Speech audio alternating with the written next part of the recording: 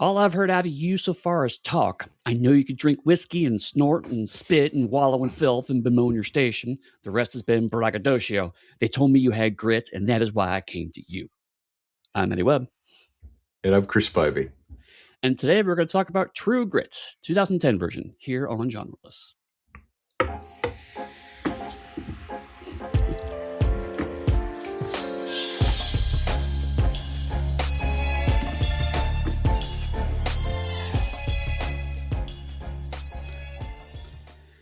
No, you have not missed an episode.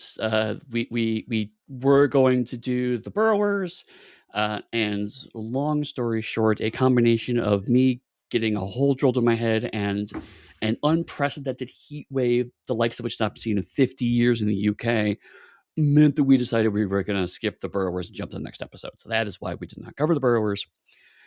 It was okay. There you go. There's my review of the Burrowers. I will hold off on review because what Eddie doesn't know is I'm actually going to have us do a horror western or supernatural western run completely. Because there's a seminal Wesley Snipes western movie that came out in 2012 that does not fit into this run, but I wanted it to fit. So I'm going to make a whole run just so we have to watch that movie. It But is Chris, a classic. We've already seen Billy the Kid versus Dracula. What other horror movies could we possibly need to watch? It is a classic. I'm gonna that's gonna be. I've already got it plotted out in my brain. It's gonna be like 6 movies. Okay, and I'm fair make enough. The Well, Burrower is one of them because you've already watched it. Yeah, I mean, so we may be talking about the Burrowers at some point in the future, but I just want to clarify because we said it's the last episode we were going to talk about the Burrowers. This is obviously not that, and that is why we generally try not to do that. But in this case, there are a lot of reasons why it's like it just made sense to kind of skip it and jump right to True Grit. Because there's also really a 40s Western that's like a 40s, 50s Western that was a horror movie that I wanted us to cover that I couldn't squeeze in. So it gives me a reason to have us watch that good movie and then a whole bunch of bad movies.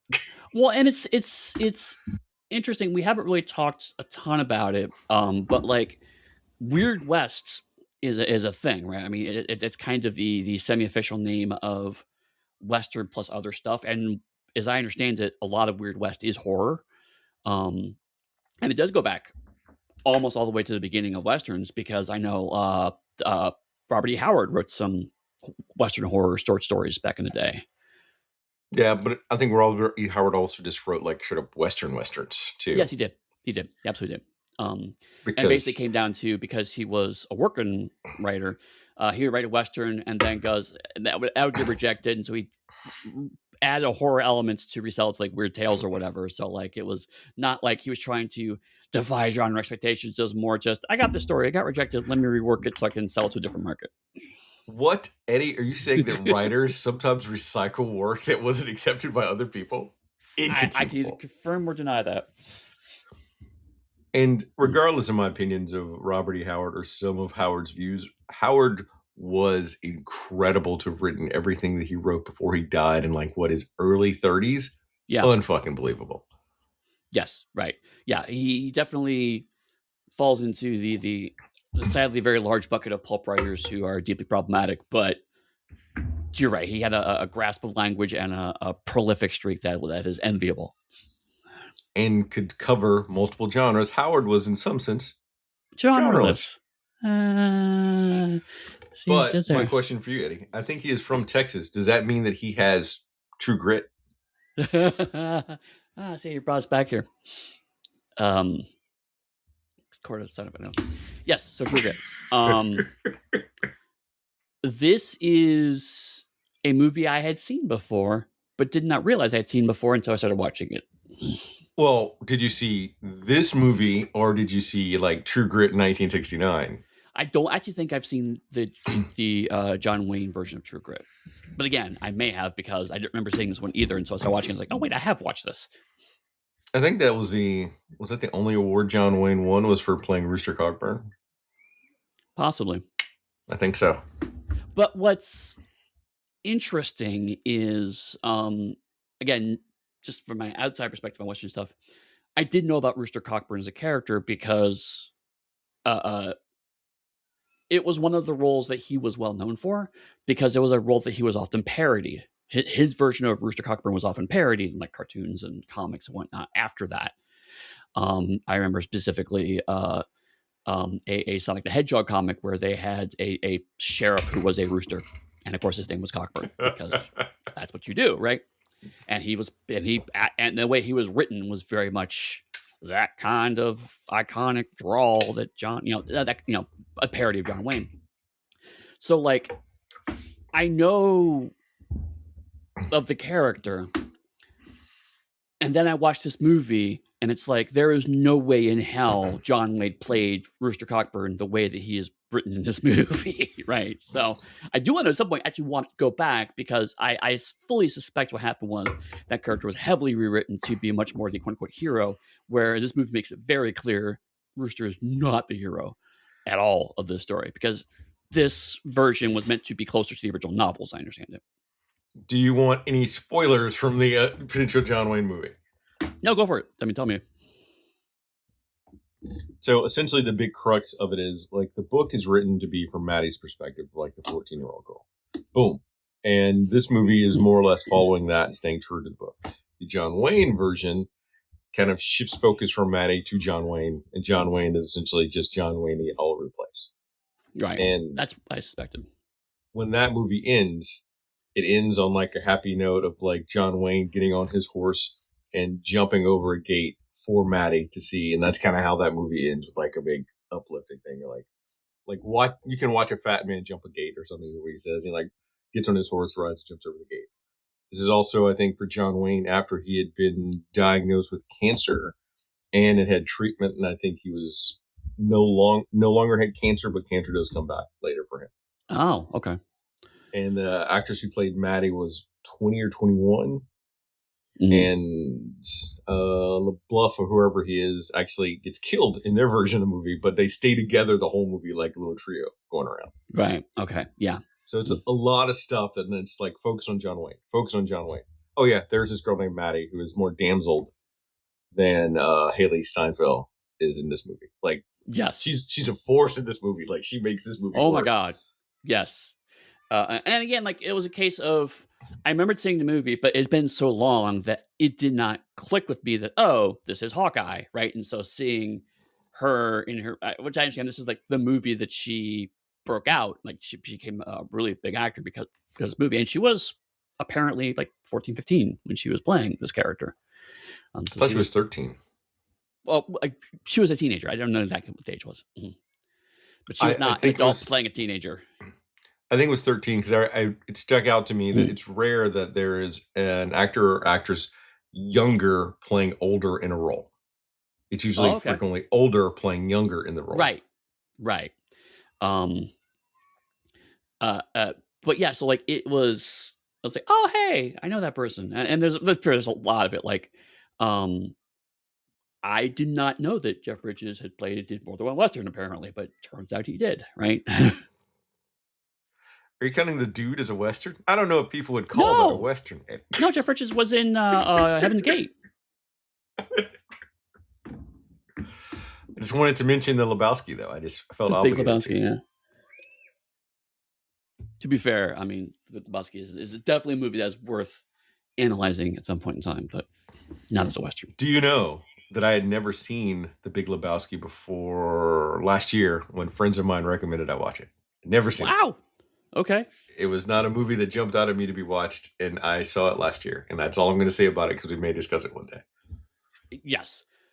To be fair, the Big Lebowski falls into a surprisingly large category of movies that, like, once it is well known, all that is interesting about it gets kind of lost in the shuffle of quotes and anecdotes about the movie. Yeah. A fate that I fear Sinners is going to start sliding into in the near future. I don't know. That's a... Well, just because like some people are going, as a vampire movie, it's blah. And it's like, yes, but Sinners has vampires. It's not a vampire not the interesting movie. Part. It's not the interesting part of the movie, right? Yeah. So, but anyway, I did not know a ton about this movie, but it was definitely a movie I had heard of. I knew about it. Again, I realized I had watched it. But based on my research, This was like the Coen brothers, which had done a lot of very very well respected movies, but they were all a lot more, for What lack of a better movies have they term, done, sorry, Eddie? If artistic. I'd never I heard don't of the Coen brothers, I don't actually know. I mean, Fargo's the only one I can tell you off the top of my head, right? I just know they've done a lot of them. I can't remember, but didn't they make a little movie about a hula hoop, Eddie? I don't know which one you're referring to. Actually, The Hudsucker Proxy? never seen it. You've never seen the Hudsucker Proxy? I've never seen a Hudsucker Proxy. No, It's I don't like even know what Tim that movie is. Robbins' best movie ever. I said it. If you like Tim Robbins, go Blue Sky me. You can talk about when he escapes from prison, but I like the Hudsucker Proxy better. Okay, It good could to be know. because the Hudsucker Proxy also has a brief cameo by Bruce Campbell. Okay, there we go. Now I'm starting to see how it fits together.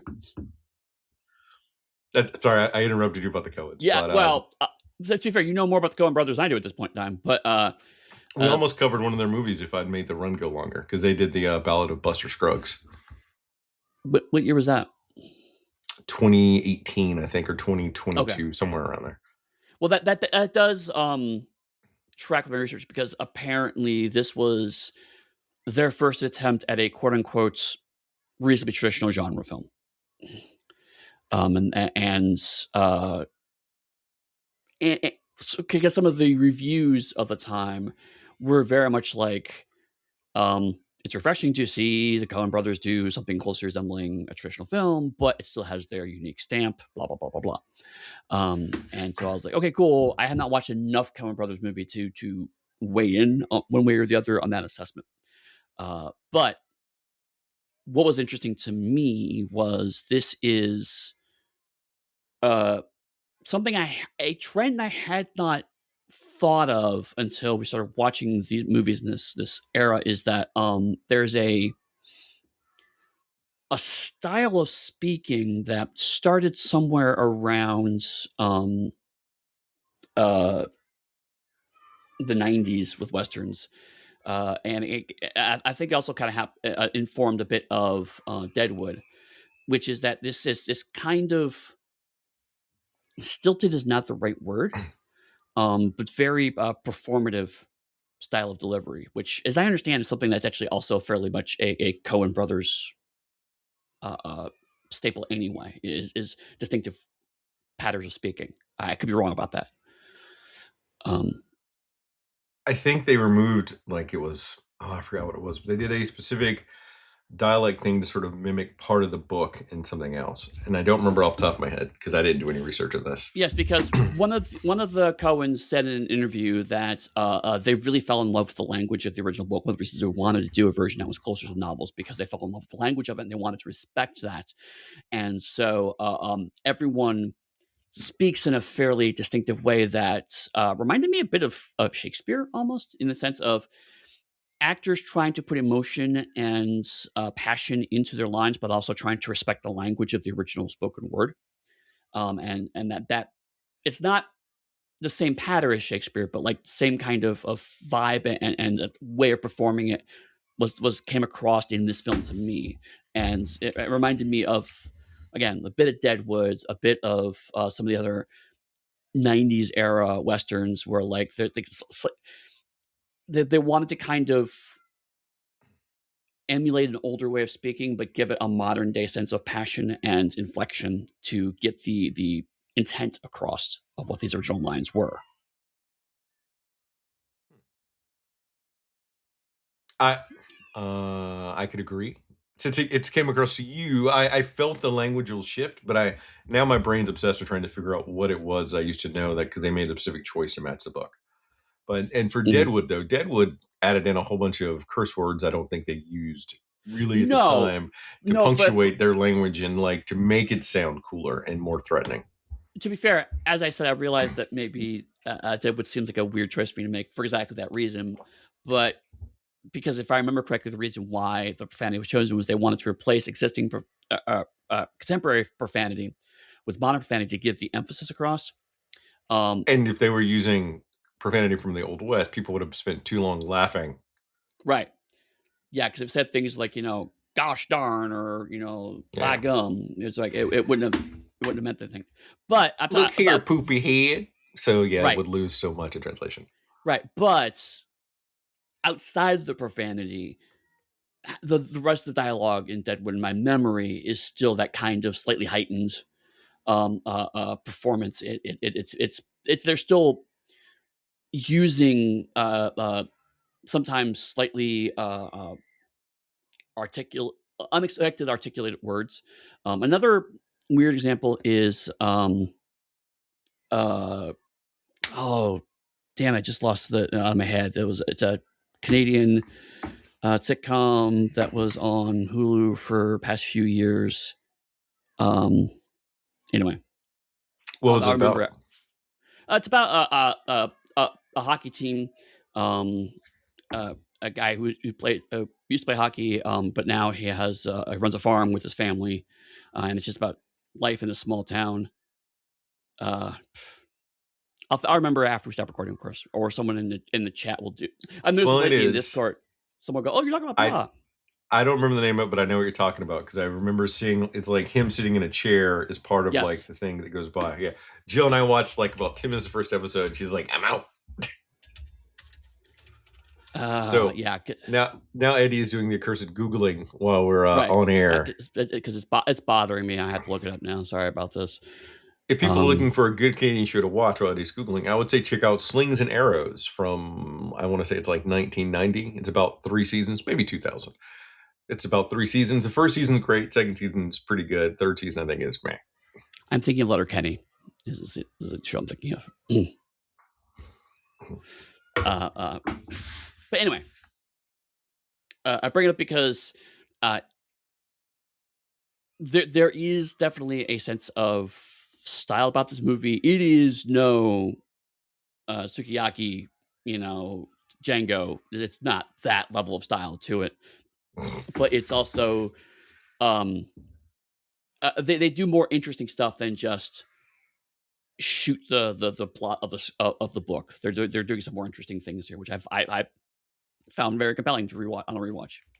Well, this is stylized realism, though. And as Right? much as I like Sukiyaki Western Django, that is not realism. No, not at all. It's not. Whereas this, like you said, it's realistic, but it's also stylized. So it's an interesting balance. Uh, and it was successful. I mean, you know, we talked before about how there was this resurgence of westerns kind of in the '90s into the 2000s, and this was more indication that westerns still do make money.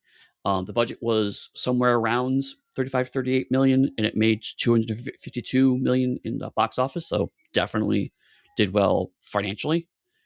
It received several awards and nominations, although it didn't win any Academy Awards it was nominated for, but it did win other awards. So I mean, it did really well. And it established Haley Steinfeld's career because it wasn't this her first like theatrical Yeah, film. yeah, it was the first theatrical film. Mm-hmm. And I think she was in a pool of was it 10 or 20,000 people that applied for it, and she got it. It was I something did know obscene. that most of the actors were there were very few like I just want that person. Apparently, everyone auditioned and was considered. So that's why you have the slightly eclectic combination of actors that you do. But you're right for Maddie, they specifically like we want someone to be of this age who can carry this gravitas, and so they did a very wide. I didn't realize it was that many, but I did a wide casting option because the Coens were very glowing about her audition. Because I think it was an open call or something like that. So I think that was the original pool. I'm not sure how many people actually got to go and sit in front of the Coen brothers, but the pool was like that big and it sort of shrank down. Right, right. I don't So think there was as like 16 or 18,000 people in a hallway like Wonder Man waiting to go talk to anybody. right. No, as I understand it, it's been a while since I've been involved on this side of things. And by involved, I mean I know a person who told me the process. But for that kind of open call, usually there's a lot of like people get vetted out pretty quickly. Like, are you willing to travel? Can you film during these days? Do you have, you know, SAG membership or whatever? There's certain requirements that just vet a large number of people right off the bat. Also, for this age, I suspect parental permission. It's like, will your parents allow you to go to wherever we're filming for a month? And or will your parents get to come with you or sign off a waiver saying that it's fine if you're not observed? And of course, there's other laws they have to adhere to for child actors. So that probably vetted a lot of people, and then they probably had secondary assistants check for some basic stuff, like can they handle the dialogue, can they read stuff at a certain pace, yada yada yada, and probably vetted some more people that way before, you got down to a final pool that then eventually make their way up to the Coens. So there are several stages, I know, but still, 30,000 is a lot. One of the other little tidbits that I remember is, how Rooster Cogburn has a patch over his eye. Mhm. I want to say in the 2010 movie, they switched like all the patches and scars and everything to like the other side of the face on people. Like I think we had someone with a scar that was on their left side, and this movie's on their right side. Or like Oh, really? Cogburn's patch might have been the left side, and this movie's on the right side. So they Oh, made them like mirror opposites. interesting. That's kind of cool. Yeah, part of me wishes I had seen the original version just because this feels like the kind of movie that would have made references to the original movie, but not necessarily in a we're reshooting this faithfully kind of way. So that kind of stuff as well. I was wondering if they were doing nod to the movie without actually reshooting the movie, because this is clearly a very different take. So I know a lot of the scenes are sometimes they have like the exact same dialogue and everything else, and there are comparisons online if you want to see it. And the thing that I find fascinating is that people would go and they'll compare them, and generally, if they like John Wayne, they like that version better. Right. If they're neutral on John Wayne, they generally like this version better. Sure. I mean, there are a remake's always risky, especially if it's a remake of a movie that people really liked. Although I say that in an environment where it seems like they remake movies every 5 years, so what am I to say? There's another Masters of the Universe movie out, so who the fuck knows, right? Because I'm working right now, Eddie, on my remake of the Spider-Man movie, so it'll be going to start Spider-Man? all the way back with Peter Parker's origin story, because I don't think anyone's heard of it. Like That's this true. little nerdy kid who gets bitten by a spider whose uncle gets killed. I don't think anyone's heard of that story before. So I think my remake of the remake will be the best remake that's been remade since the remake was remade when it was remade. And then Peter Parker's parents walk down crime alley and get shot by a mugger.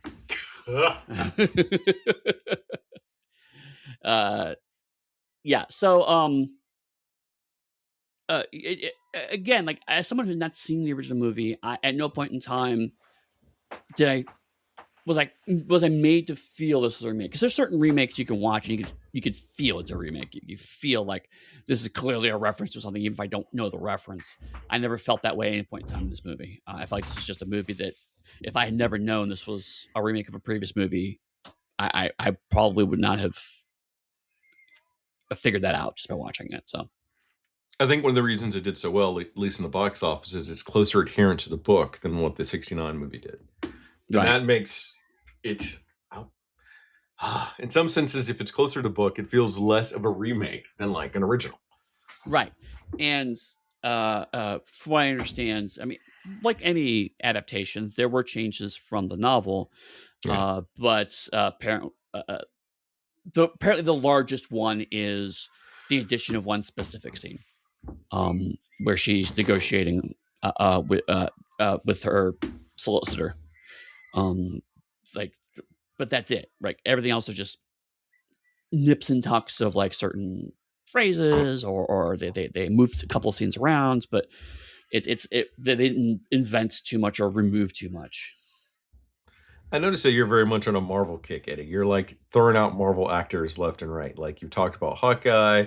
You're now making a reference to Doctor Doom with your nip and how make a difference, Doctor Doom? With your nip and tuck comment, because he was on the show Nip and Tuck before he became Doctor Doom and fought Ian Guff and Jessica Alba's Fantastic Four. I love that you're making connections that I in no way intended or even realized, because I've never seen Nip and Tuck. I didn't know that. Well, it's also because it just shows how much general TV I watched in my spare time. Right. See, there you go. And it's funny you say it because actually I've been reading a lot of DC comics recently, so I'm actually not in a Marvel mood right now. What? There you go.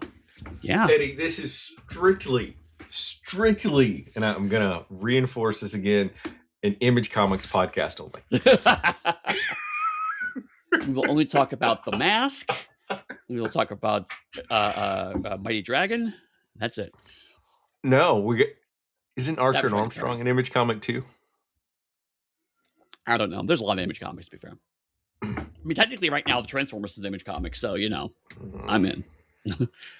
Or my favorite, I think it was an Image Comics character, Backlash. Oh, God. Barely remember Backlash. Like, old dude, I think he can make like an energy lash out of his wrist. A little strong, a little dexterous. Oh, Barbed Wire was an Image comic character. There you go. We can watch the Barbed Wire movie. You know what? Wasn't it Pamela Anderson's birthday yesterday or something? I think I saw that come across my feed. Possibly, sure. I've dated the podcast now, but that's okay. But hilariously, like, we could almost do a short Image comics movie run because there's the Spawn movie, there's Barbed Wire, there's The Mask, there's the Spawn animated series, there's the Savage Dragon animated series. Look at this, coming up with new runs on the show. We've already got 3, I think, right now from the past 20 minutes. Right. And we'll probably have forgotten all of them by the time we stop recording. See, I re-listen to these, so I will forget, and I'll go, oh, that's right. Then I'll write it down. Right. So yeah, that explains why afterwards they go, we should do this. Like, what? Oh, yeah, I guess we did talk about that. And for people that are in the Discord following, I'm still thinking that Speed Racer run idea I had is going to work. I'll just have to get Eddy on board with it because he wants to talk about it. I want to talk about Speed Racer. It's just how you connected those movies together. I find suspicious. I think it's brilliant, but much like everything else, Eddy, I am frequently ahead of all of the masses, and they have to like build up to reach the pinnacle of greatness that I am. It's true. It's true. Even we my humility has to be like built up to be reached. We are nothing but in the drags of your coattails. I would say drags, but each of their own. Do you want to talk about this movie? Yes. The only other thing I was going to mention, which I just found amusing, is that True Grit 2010 also has the distinction of being the very last DVD that was ever shipped by Netflix before they stopped shipping DVDs in 2023. DVD. Oh, wow. Which is weird, both in the fact that this was the last movie, but also I did not realize that they were still shipping DVDs until 2023. I thought they'd stopped that shit a long time previous. Do you not have a DVD player? I do, actually. See? It was more that I just figured they had stopped doing it like pre-pandemic, right? I didn't think it was like that late in the game. They were still shipping DVDs out to people. I don't know. Interesting. I wish they would start. I wish another company pick it up. Honestly, I would love to go back to renting DVDs and Blu-rays. Do you know how much that would cost now with shipping from what? Yeah, it's true. We'll say America's done to the world. That's true. Well, to be fair, the EU is also sticking their oar in, which I just found the other day that like now if you want to ship something, anything that's below 150 euros from the UK to the euro costs has an additional €3 tariff. Which if you try to ship like a magazine or a comic is basically, damn near doubling it. So it's like, oh, cool. Someone's learned all the wrong lessons from what's happened the past couple of years. Jesus. We need to go back to the Pony Express is what it is. Exactly. We just need to pay some people to get out some horses and ride around the countryside with our mail. Can you imagine someone now on a wagon carrying your refrigerator or stove in a wagon with a little horse? I would love that. Especially if they swim across the channel to bring it from France. Horse in the water just... Look at you bringing it back to the movie. Oh, I love it. See? It's like I'm an expert. Anything else before we dive into this movie? Nah, we can jump into it. In 1878, 14-year-old Maddie Ross travels to Fort Smith, Arkansas after her father is murdered by hired hand Tom Cheney. Sent to collect her father's body and possessions, she learns that Cheney's likely fled with Lucky Ned Pepper and his gang into Native American lands, where the local sheriff has no authority. She inquires about hiring a deputy U.S. Marshal. The sheriff gives 3 recommendations, and Maddie chooses the quote unquote meanest one, Rooster Cockburn, and raises some money by aggressive horse trading. Once raising the money, she collects her father's possessions, including his gun. After watching Cogburn testify regarding his killing of a criminal, she tries to hire him. He initially rebuffs her offer, doubting her grit and her wealth. So, I fell in love with Maddie pretty much instantly.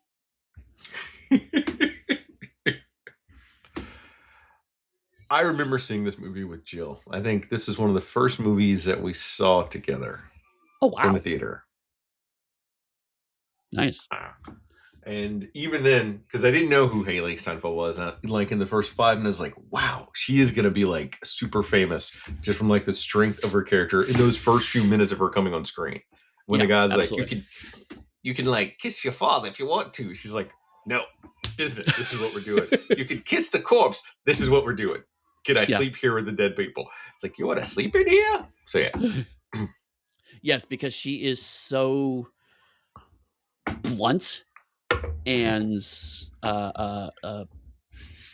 aggressive is not the right word, but she has a mastery of language, which is amazing.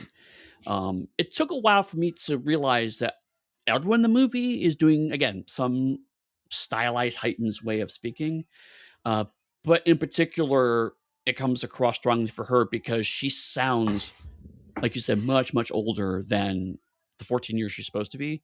And so, like, it wasn't until after I finished the movie and went back and researched it that I realized that she was of that age, which is fantastic, because, like, she must be like in her 20s to be able to command the language that strongly, but no, she just does it, and she does it so effortlessly, apparently, on the screen. And they have her like portraying the conviction and at the same time ignorance of youth, because like young but forthright, and I know this is how it should work, this is how it's going to work. I have no reality having been enforced upon me to realize that things don't usually work like this, and there's something magnetic about that. Yeah, you're right, because like her naivety doesn't come up really until later in the movie, but we see bits of it here. But you're right in the sense of her naivety, in the sense of, is like, if I just say the right words, things will happen. And it's just like, for example, during the horse trading scene, which is one of my favorite scenes in the movie, where she basically browbeats a guy into buying horses that she didn't want. But like the whole time, she's basically threatening to call her lawyer. Like every 3 or 4 steps into it, she's like, "Well, my lawyer was about mother," and it doesn't come across like it's a tactic. It comes across like she genuinely believes, we're clearly miscommunicating. Let me just get my lawyer, and he will help explain to you why you need to do this thing that I need you to do. But the guy receiving it is definitely receiving it as a threat. Because I read that completely opposite of you. Like, really? From my read, she came in and she's like, this is how it should work. He is not acknowledging me as a person because I'm like 14.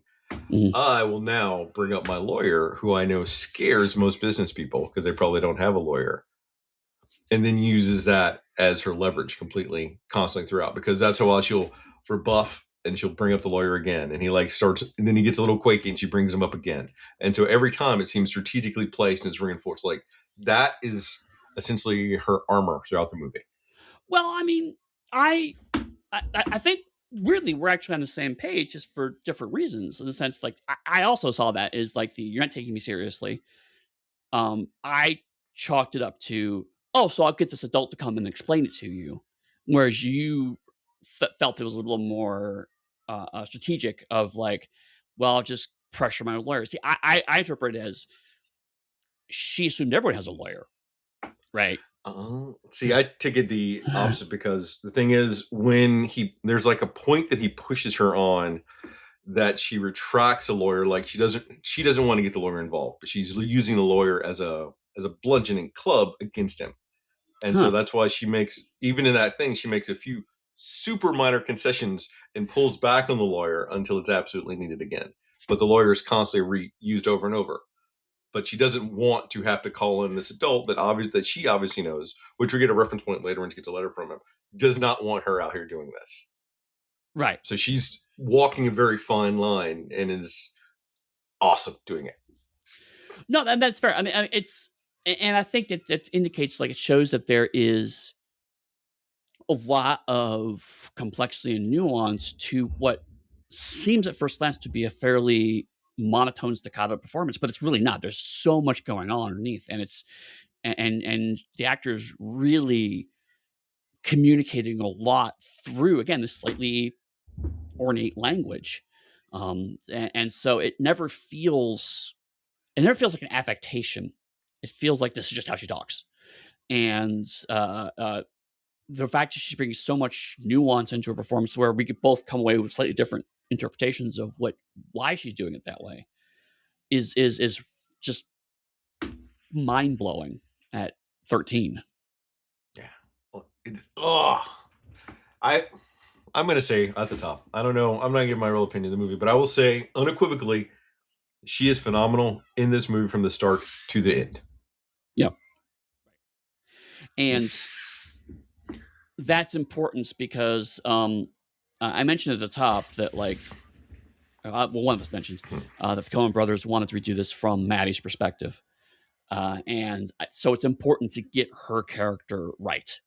And I think they absolutely nail it. And there's actually points I'll come throughout the movie where the fact that it's from Maddie's perspective matters for certain scenes and how we interpret certain scenes.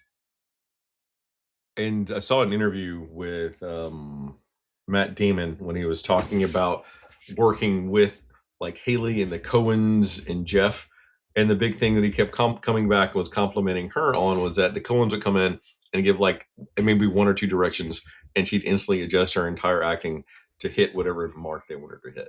But mind Wow. you, the interviews I saw were all super complimentary of each other, which Sure. I think is kind of how they should be, though. Like, if you're all in a movie set Right. together, you should be talking up these people so people come and see your movie, and it feels like a family. Right. But still, I mean, he could have found different ways to compliment her. That is a very specific craft related compliment that is very cool, especially for a man talking up a younger woman, right? I mean, so being able to say, yes, she's fantastic at her craft and this was so exciting is I think something that frankly more middle-aged men should be doing in creative industries. Yeah. Look at that Goodwill Hunting. Right. There was another scene I enjoyed. I kind of glossed over it, but there's a scene where they're hanging 3 criminals, and this is right before Maddie finds the sheriff to ask his advice. But he's in the process of processing these criminals, and so 2 of them are white, one of them is a native, and so the first guy just starts crying and begging for mercy. And the second one gives a long, passionate speech that kind of doesn't make much sense. And then there's a small note of like the native criminal starts to say something, and they just put a bag over his head to hang him.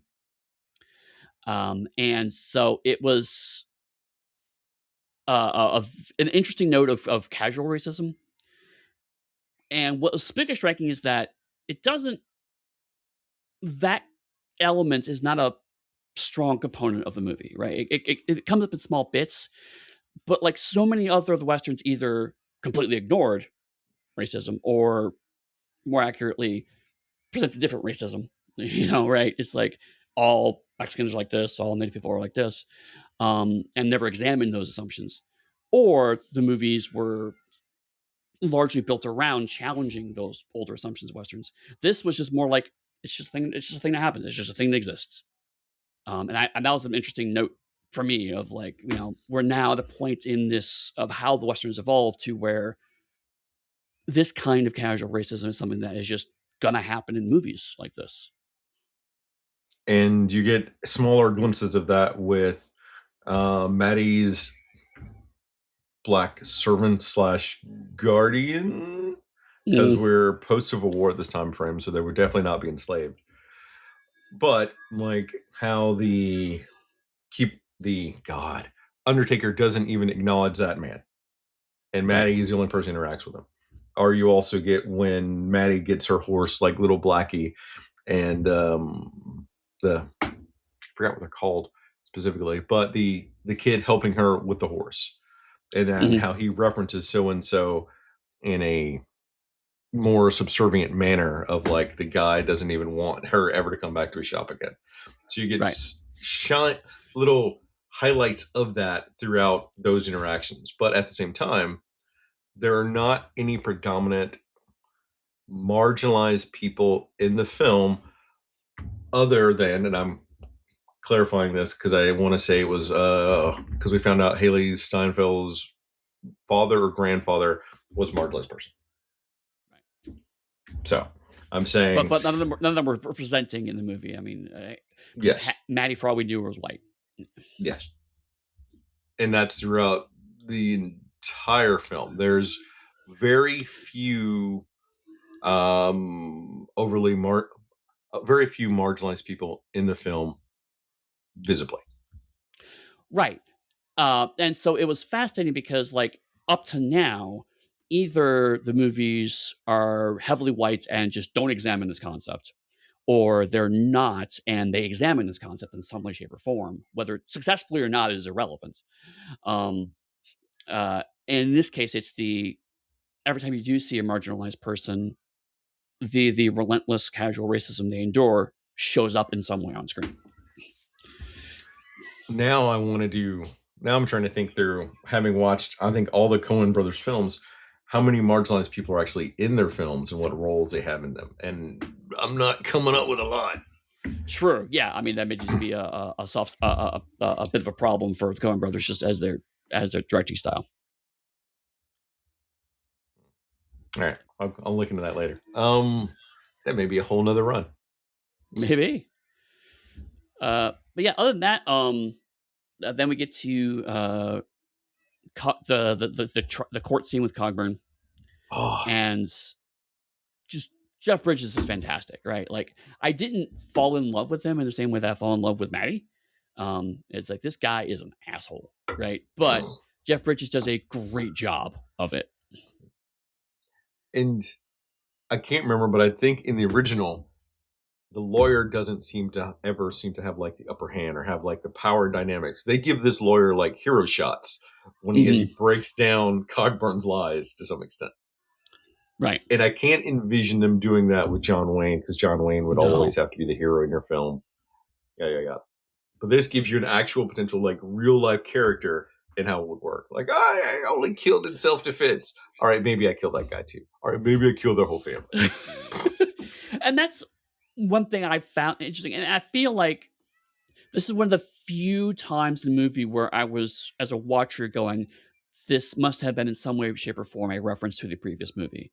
But even then, it was purely from like you just said, John Wayne would never have been in this scene written like this.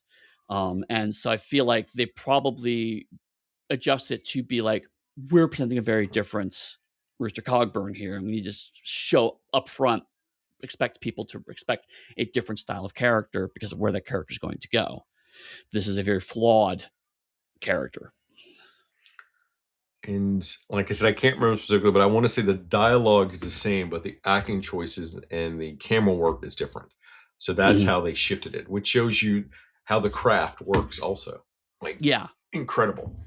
No, I can totally see that because, like, um, nothing that Cogburn says incriminates him, but the way Jeff Bridges is playing it, he sounds shifty as fuck, right? Yeah. Even more so, like minor spoiler from like 10, well, actually from the to slow paced movie about 20 minutes from now, he was a Confederate. Right. So of course he's Yeah. shifty as fuck. As we all know. Anything else about this first chunk of the movie? I do want to point out that this is one of the ways where it's highlighting Maddie, because this scene is already in progress, and we get to jump into the scene as Maddie enters the scene. So that is like framing Maddie as our Good point. protagonist. Maddie is our protagonist. Maddie is our protagonist. Yeah, it's. I don't think there's any meaningful scene that happens where Maddie's not present. There are bits and pieces of scenes where Maddie's not present, but it's enough that you could imagine she got the story somehow afterwards, right? It's not like other movies talked about where the alleged protagonist or the alleged narrator is missing for like half the movie and there's no way they could possibly have known these events. Maddie is meaningfully present for the entire movie. And you're right, like there are chunks where she just wanders into situations. In fact, her lack of knowledge or walking into situations is actually key to how to understand certain scenes later in the movie. You don't need to call out Posse like that, Eddie. Oh, Posse. I love you so much and you baffle me so much. That's it. Okay. Texas Ranger LaBeef arrives in town, pursuing Cheney for the murder of a state senator. LaBeef proposes joining Cogburn, whom Maddie claims to have hired, but Maddie refuses his offer. She wishes Cheney to be hanged in Arkansas for her father's murder, not Texas for the state senator's murder. After finally convincing Cogburn to take her money, Maddie insists on traveling with him to bear witness to justice, but he departs without her, accompanying LaBeef to apprehend Cheney and split the reward. After catching up with the lawman, Maddie is spanked for her insolence by LaBeef until Cogburn draws his weapon on him. This, combined with their differing opinions on William Quantrell, prompts Cogburn to end his arrangement with LaBeef, who leaves to pursue Cheney on his own. I do want to jump back to one beat I forgot. From we're first introduced to Cogburn when he's in the toilet. Oh, yes, right. So we see him, but we hear him. And one of the big things about film, though, is like, I think we might have talked about this before, is how you introduce a character is important. Telling audience member about them, and we're introduced to Cogburn on the crapper. So that's our entire encapsulation of the character. Sorry, you were saying here. Well, no, actually, no. That's relevant because how we find LaBeef is he's basically in Maddie's room, creepy as fuck, talking about how awesome he is, which also tells you a lot about LaBeef, right? That he over time, over the chunk of the scene, he does get kind of, I'm a Texas Ranger, and in Texas we do things this way, and as a Ranger we do things this way, and so, but it stems from LaBeef's original kind of, hey, I saw you were in town, and you're also tracking down Cheney, so I just bypassed all the social niceties and decided to just start telling you that I'm going to do this job for you. But it's also interesting though, because for LaBeef, we get the fact that he has talked to her parents, and because he even says like, your mom says you need to go home, right? So it shows that he's already been investigating on the case. Like, I know this man killed your dad already, this thing's here, and you need to go do this. But we also get the creepy factor where he literally says, I thought about giving you a kiss. It's like, ooh, let's not Clint Eastwood this. Right. And I was, as soon as that happened, I was deathly afraid because I only had hazy memories of this movie. I'm like, please tell me there's no romantic subplot. I think I would have remembered that if there was a romantic subplot involving a 14-year-old, because I'm never a fan of that subplot. But I was like, but maybe I've forgotten it somehow, or memory hold it. Thankfully, she has zero fucking interest in that, and I was very glad to see it. And in the 69 version, I want to say it was Glenn Campbell, a singer, whose best song, in my opinion, by the way, in case anyone's curious, is Wichita Lineman. Look at this. I'm just like dropping Western musical nonsense. Glenn Campbell played LaBeef, and there was more of a romantic overture because the actress who played Maddie, I think, was like 20 or 22. 21, so you said. That's acceptable age-wise, but movie-wise, she's still 14. Right. And like, but this is also. Go ahead. Sorry, go ahead. I was just say, like, in 69, I could certainly understand we talked before about how you have to cram a romantic subplot in because that was just how movies were made at that time period, right? So it's, if I don't agree with it, I see the logic of doing that. And so, like, if you're going to do that, let's age her up to 21 so we can have that. So, like, I can see all the creative processes, changes that went into that setup, but this is much more interesting. And the exchange between the two of them is awesome. But it also shows the fact that Maddie still doesn't understand that she is like 14. And this is a grown adult who could lay hands on her. Like she doesn't have that understanding yet.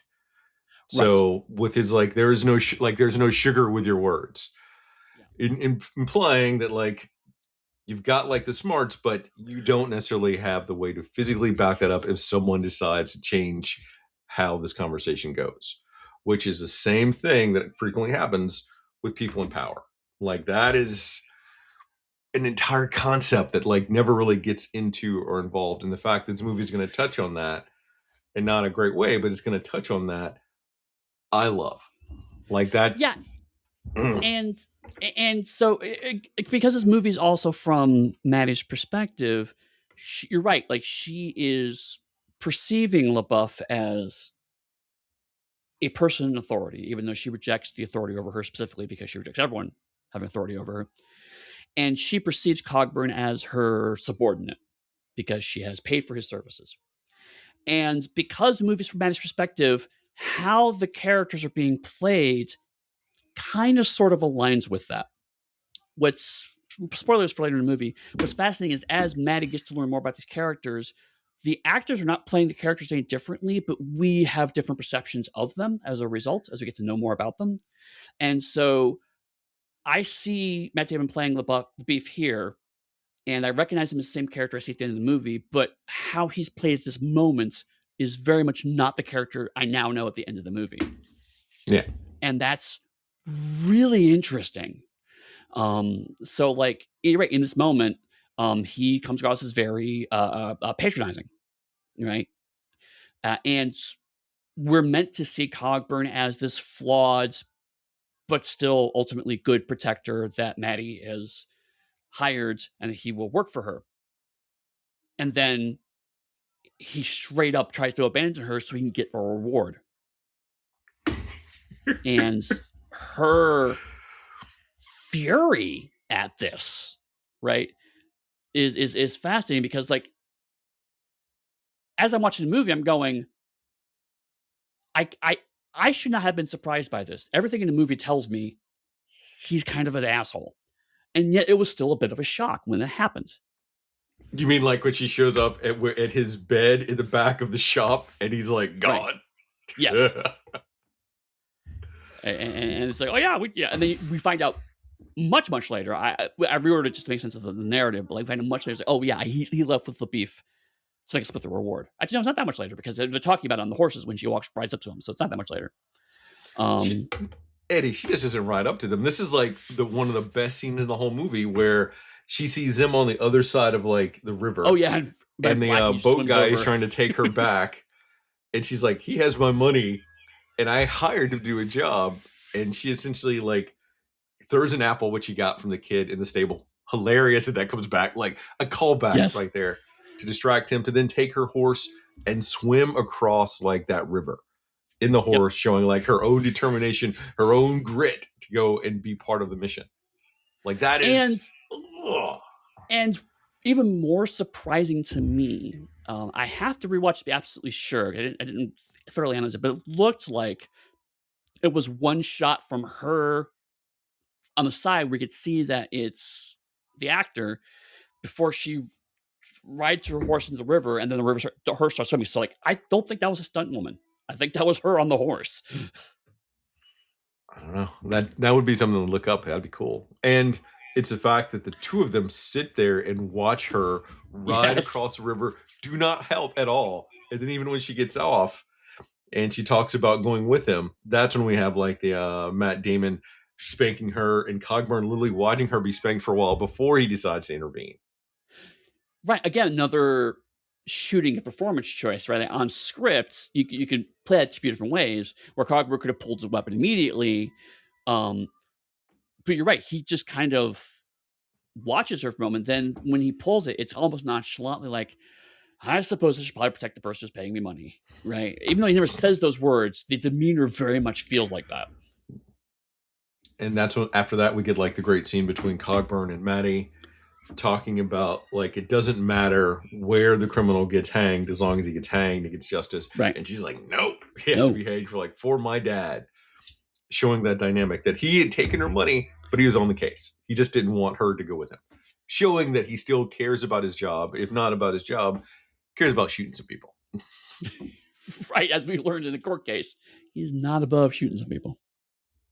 But it's the money that we would also get to split with LaBeef, showing again that he's a very compromised character. So there's so many layers that are just like being laid out right away and constantly reinforced throughout the film. Right, and there's this moment. Because in my notes, I initially wrote down that like LaBeef's not that much fun compared to the characters, but Jeff Bridges is chewing all of the scenery, right? So like it's really hard to balance that, you know.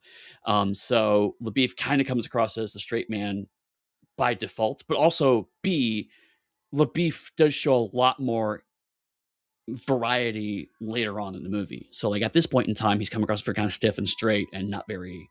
He's just kind of an ass, you know, like he's an upright jerk as opposed to Cogburn's more lugubrious, you know, slobby asshole, right? And so it's the different flavors of asshole happening here.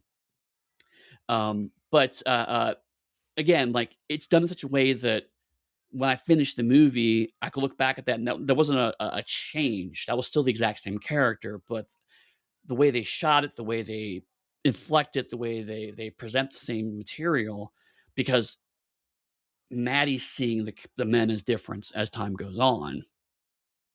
So, Yeah. like right now, she sees LaBeef as an obstacle. LaBeef is the person who has distracted Cogburn, and he's getting in the way of the justice that she wants. Not entirely realizing, even the we as the audience are starting to recognize that Cogburn is extremely happy to be compromised and would love to be compromised, especially in the tune of some money. How's can he get his whiskey? Oh, that's right. He just confiscates it. A great line. And I do love the fact they establish snakes here in the scene when they're camping. Like he puts a rope around himself. Oh, and she's yeah. like, he's like, let's keep the snakes out. She's like, what about me? He's like, you're right. You're too small. They don't want you. I forgot about that piece. Yeah, that's good. And it comes up, I want to say, I think the rope beat comes up like 2 or 3 times throughout the movie. Two for the snakes. Beat comes up later. Yeah. Mm-hmm. Oh, it's nice. I love it. Love it. Love it. And even the debate between Cogburn and LaBeef, again, like the energy of the arguments is very understandable, but there's just some great language in it. One of the lines I wrote down is Cogburn makes a comment of like, "Going, there's nothing but hoorah," and then LaBeef shoots back, "There was no hoorahing in it," and it's just like that's not how we speak, but you get exactly what's happening. And I loved that. I love that vibe throughout the whole movie. Again, Maddie does this all the time, right? But we're kind of used to Maddie's pattern. So this is more experienced men who have a slightly different grasp of the language, and so they're doing different things with it. And it's just it was entertaining to listen to, which is something you don't get to do often in movies like this. And we also get both of them constantly bragging about themselves. But the thing is, right now it's just all braggadocio show. Right. But we'll see a little bit later that it is backed up with some fact. And they're egging each other on, which is what you would do if you're like in different branches of law enforcement, different branches of service. Like that is like part of the nature of that relationship, which is how they could work so well together and instantly hate each other at the same time. Right. There's another great bit where LaBeef's talking about how I drank water from my footprints, and Cogburn's like, yeah, she's like every other Texas Ranger I've ever met, and it's like I suppose there's some truth to it, and LaBeef's offended. It's like there is some truth in it. It's just like it's so wonderful because you could totally imagine like, well, I shot 15 guys. Like, yeah, I bet you picked up a gun. It's like, no, I did shoot 15 guys. It's the same kind of, you're right, different services, Air Force, Army style rivalry. Oh, love it. Okay. Anything else before we move on? Yeah, that's good. Eddie, have you ever drank water from your dog or horse's hoof print before? I have not. No. Okay. Neither have I. I'm not as good as Texas Ranger, that's for sure. Few are. Certainly not actual Texas Rangers. After some investigation and conversations with a trader and a dentist wearing a bear skin, Cogburn and Maddie find outlaws Quincy and Moon at a rural dugout, who surrender after Cogburn shoots and injures Moon. Initially, the outlaws denied any knowledge of Ned Pepper or Cheney, but Cogburn, using Moon's worsening injury as leverage, convinces him to cooperate. Quincy, enraged, chops off Moon's fingers and stabs him, but is then killed by Cogburn. A dying Moon reveals that Pepper's gang will arrive at the dugout that night for supplies. This is a bit of a weird summary because all the plot stuff kind of happens at the end of that chunk. And I'm skipping over a wide variety of interesting scenes that aren't necessarily plot relevant, but basically boil down to Cogburn kicking kids and telling long stories that have no point. But that's what this whole movie is. Casually kicking. So again, one of my favorite things, like kids are beating a mule, and Cogburn not even. I wouldn't say they're beating a mule. They're definitely they're mistreating that mule, antagonizing, mistreating, lightly torturing a mule. Right. They were doing bad things to that mule, and they're on a porch. And Cogburn doesn't like get angry and go up and kick them. He just casually walks by, and in the process of walking by, kicks them off the porch. Goes into the house, and then comes back out as they climb back onto the porch to go back to mess with the mule, and he just kicks them off again and just walks out. It's funny. It is so hilarious, and it's also more like casual racism. Right? Yeah, it's like it's casual racism, but it's also like, well, they are hurting the animals, so it's like. It's a very conflicting moment for a lot of different reasons, and Jeff Bridges pulls it off just so casually, like it's not a big thing. And it's like a lot has happened in that moment that Jeff Bridges is completely underselling. And you get Haley on the horse watching in amazement to some extent as all this transpires. Right. And I think it's because, again, like we're seeing from Haley's perspective, so like we're seeing it from the perspective of, look at how effortlessly he did that, right? But as an audience, you can also see like he didn't need to kick those kids off. He enjoyed kicking kids. Yeah, and it's the fact that when he came back out and he'd already like let the mule go, that he kicked him again. Yes. And again, like we as the audience are invited to see things from Maddie's perspective, and so the fact that it's a long shot, and it's done like there's no attention drawn to the moment. There's a shot of walking him going in and walking him coming out, and he kicks them both directions. And it's comedically timed very well. So we're invited to kind of see it from her perspective of like, look at how skilled he is and look at how funny that is. But it's like, if you're actually paying attention to the scene, it's like, wait a minute, he just kicked children. And one of them was absolutely just out of malice. And that's when we have to remember that he's also Maddie's chosen protector. Right. And then there's another moment, like, again, they're walking through the woods, and we just get these long, rambling stories of him just talking about something. But they see he's talking about his wife, his kid. He's like talking about his history and his story. He's cementing it. It's super important. Right, except for the movie, if correctly and effectively, cuts him off like halfway through those stories and then cuts in through another unrelated story. And Maddie is just silent, like, the whole time. So it's like, you very much, again, the perspective, like, it's just washing over. She's like, right, not paying attention. But then they come across a guy hanging, and he's like, we should find out. That might be someone I know that might give us a clue. But I'm too fat and old, so you go climb up. And so she climbs up. I remember the first time I saw that, though. In a heroic Western version, he would have pulled a pistol and shot the rope. Yes. That is like the heroic version of this movie. That is not the movie we're watching. No.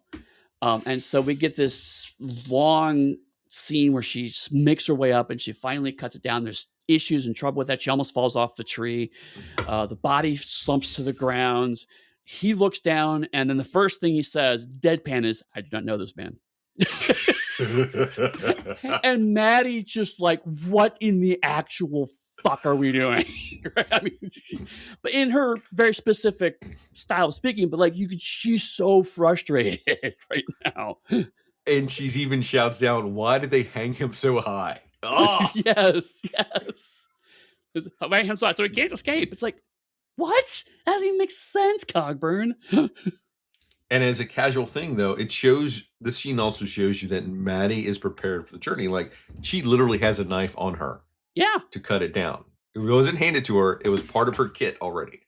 right. So that shows like planning for the character, which I love. I am an equipment person in any game I play. That's one of the reasons I love 3.5 D&D, because I can like spec out characters with a whole bunch of gear. I love it. Mm-hmm. And it's like, I think you're like me also, since you like very competent characters, and she's very much, and also shows her bravery, right? Like she doesn't want to climb that tree, but Cogburn gives the impression that this might be a clue to finding Cheney so they can avenge her father. So she does it because that's what she wants. And so when Cogburn's like, yeah, I shouldn't know this guy, she's rightfully furious because that's the only reason she did this. And the fact that Cogburn's so casual about it, like, again, from his perspective, it's like, thought it was a clue, wasn't, let's move on. But that's not how Haley sees it. Sorry, that's how Maddie sees it. I keep saying Haley, how Maddie sees it. And the best part is she's still up in the tree when this indigenous rider comes by, and Cogburn and the rider have some sort of negotiation. Yeah, she didn't see it. It's right, yeah. And about time she gets down, the rider's left with the body. It's like, what? Right. I just got. And the best part is like, to your earlier point, she's like, what happened? And he's like, we come to an arrangement. And then that's relevant to the dentist scene we'll see in a minute, right? But the point is that there's stuff happening in this world that Maddie does not understand. And so we, as the audience, therefore, do not get to understand it. Yeah. Love it. Love it. But then, yeah, a guy wearing a bearskin, who happens to be a dentist, just wanders up to them. And I hear Steve Martin in my head every time I see this movie and he pops up about like, I want to be a dentist. For anyone that knows the I'm not gonna, you know what? Learn musicals if you don't know that one. I'm gonna leave it at that. Fair enough. Yeah, this was the most Coen Brothers-ish part of the movie. I actually don't know if this is a novel or not. But I don't remember, but I love random dentist in a bearskin who traded the body with the native trader. It's like, okay, this is not happening. We're doing this. Okay. And then he leaves. But this is like a role playing game, Eddie. This is a random encounter for right now. This very much felt like, okay, you missed the plot point of the corpse, so now I'm going to bring in an NPC to explain the plot point to you.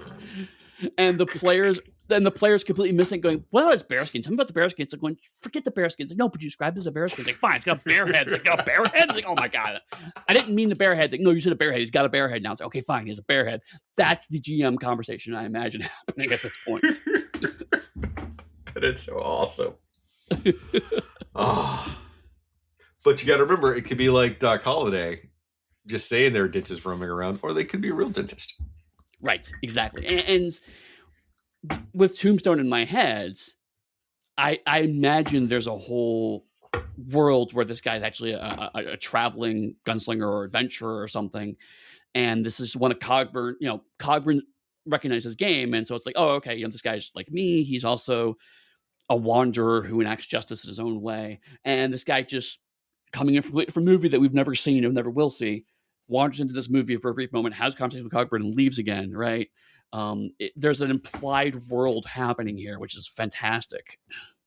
And we also get a demonstration of Cogburn's own skill here, because we find out he traded the body with the indigenous writer because he knew someone was following them. That's why the guy took shots up in the air, and that's why they waited for the dentist who they thought was LaBeef. Right.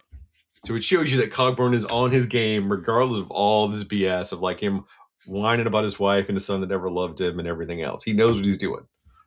And there's a passing comment around here that recontextualizes Cogburn, because I think it's Mad makes a comment of like, how do you know this man? And Cogburn's like, I know everybody. And you kind of it's thrown away, it's undercut, but like that's Cogburn's actual skill set. Is he's a networker. He travels around, he talks to people, and so the long rambling stories, the conversation, the even the argument with the beef, it starts to crystallize into that's what Cogburn's actually got. He is the beaten down detective, to use another archetype, right? He's not a gunslinger; he's an investigator, and LaBeef's actually the gunslinger. When we get proof that he's not a gunslinger. Well, right, yeah, because it's the shoot this. Oh yeah, we're not quite there yet, but yes, there's later on where he gets to show that Cogburn is bad at guns. But then, like, actually, this scene coming up, we also see because Cogburn does kill somebody, but it's a damn near point blank range, right? So it's already like we don't see gun tricks. No, here, not at all. But we do get a minor like interrogation scene with him and Maddie once they're inside the building. And the thing is, they got in the building not by like him shooting and miraculously hitting somebody, but by threatening them to set the whole place on fire. So he bluffed their way into the building, and then we get an interrogation scene that goes sideways. Yeah, because like he gets Moon to start confessing, and then shit goes bad. But even when Moon's dying, right, he still gets something out of Moon. So like Cogburn's a good interrogator. He's an asshole about it, but that's the tactics you kind of need to get these people to talk, is to threaten and control them. But he got him to talk though by saying that, yeah, I'll tell your brother about this and I'll bury your body. And we learn that he's not going to bury his body because the ground's frozen. Right. Oh. Which he knew before he went in. Right. Yeah. Yes. Such a dick. He is a huckster, is what he is. You're saying a detective. I'm saying he's a huckster. I mean, both are valid. I mean, certainly there are some detectives who are exactly that. Oh. Anything else about this chunk? Thinking through it, a detective, if we go and like some tracking and everything else, he is not necessarily tracking people. He's talking to people to get them to point him where he should go. So once again, it's all social skills is what he's boiling down to. Whereas LaBeef is actually using tracking and survival skills and all the stuff that the Texas Rangers are purported to be able to do. Yes. And like, I can't speak to if you put a rope around you, whether or not that would keep snakes away. That doesn't seem like it should in my mind's eye, but that could also just be like being a huckster. Like, I heard this somewhere, so let me do this thing. Right, exactly. I mean, and there's also a certain amount of like, especially if you travel a lot by yourself, and if you talk to a lot of people, to say, hey, the one guy told me once this worked. I've done it since then. I've never been bitten by snakes. Ergo, this works. Yeah. Right. So there's a certain amount of folk mythology perhaps happening there too. All right. Cogburn and Maddie plan an ambush. I got the right. Yeah. It's Cogburn and Maddie plan an ambush, but LaBeef arrives first and is confronted by the gang. Cogburn shoots 2 gang members and accidentally hits LaBeef, but Pepper escapes. Due to substantial injuries, LaBeef rejoins Cogburn and Maddie. The next morning, the three of them set off again in pursuit of Cheney and the gang, whom Cogburn believes may be hiding out in Winding Stair Mountains. After days of searching, the three find no trace of Cheney or the Pepper gang. Drunk, Cogburn declares the trail's gone cold and quits the pursuit. LaBeef leaves the posse, declaring he'll return to Texas. Maddie expresses regret to LaBeef that she hired the wrong man, and they reconcile, admitting to misjudge each other, but LaBeef still leaves her behind.